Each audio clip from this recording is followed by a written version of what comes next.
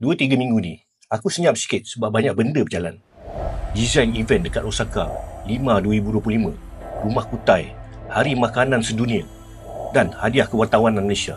Semua ni datang serentak. Untuk event kat Osaka, aku bantu beberapa klien untuk siapkan design dari brosur sampailah ke website. Semua ni kena siap semasa pameran berlangsung. Sebelum 5 mula hari tu, kita orang design 3D booth untuk klien yang akan exhibit kat sana. Booth ni lah akan jadi wajah depan brand diorang nanti. So memang kena buat betul-betul. Bila 5 start je, aku terus tukar topi jadi media.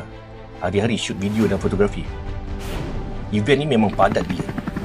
Settle je 5, aku terus ke Perak. Program Rumah Kutai. Kita orang dokumentasikan rumah tradisional, warisan kampung dan cerita orang dulu. Cerita macam ni ramai orang tak angkat. Tapi bagi aku, inilah cerita sebenar Malaysia. Settle kat Perak, kita orang sambung untuk siapkan video Hari Makanan Sedunia. Dari saintis ke KM, ke ladang, ke makmal.